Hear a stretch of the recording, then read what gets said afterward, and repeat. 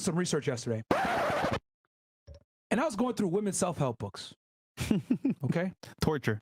Yeah, it is torture. Sorry, Myron. I know. But I learned a golden fucking nugget from reading women self-help books. You know what female self-help books do? 95% of the content is reaffirming language for their current state. Love yourself. You're a queen. You're the best. You're an awesome person. Don't worry what other people think. A bunch of reaffirming information, okay? And then 5% critique. Let's flip it on the other side. Read a men's self-help book. Ooh. 95%. You're a fucking bum. You're a loser. You don't make enough money. You're broke. You need to get your shit together. Bitches don't want to suck your dick because you stink. And then 5% affirmation of their current situation. And it fucking hit me. The reason why women behave the way that they do is that we quite literally have an entire economy, an entire industry. Fuck, I'm going to call it the entire fucking matrix tells women that they're special and gives them little to zero incentive to improve.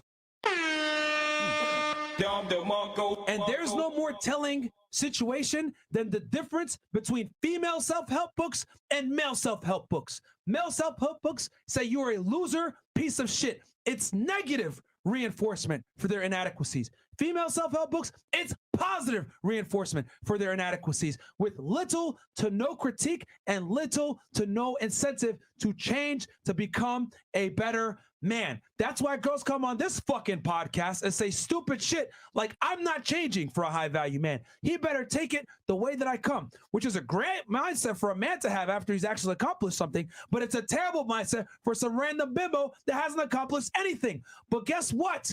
All these young hoes think that way, guys. And it's because we have an entire economy dependent on lying to women to make a fucking dollar. And they don't realize that they fucked up until they're 32 years old, sitting at this fucking table, crying and saying, I wish I could go back in time. I didn't know. Feminism is a lie. And trust me, we've had those fucking conversations here. We've had girls on here crying about being on OnlyFans. We've had girls over here that put off marriage when they had a good bachelor. We've had girls over here crying and saying they chased their career versus chasing a man when they had the opportunity. We've had all those fucking situations on this podcast, guys. Okay? But it's because women quite literally live in a matrix where no one tells them the cold, hard truth.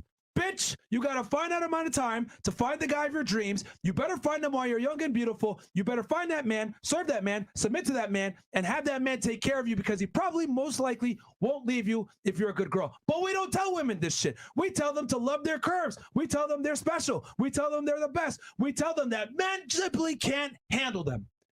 And this is why we are in the current marketplace we're in now, where the fuckery has not ended. If you guys don't believe me, there's an entire genre now of niggas dunking on modern day women for their fucking delusion. Put this through your head. Think about this for a second, right?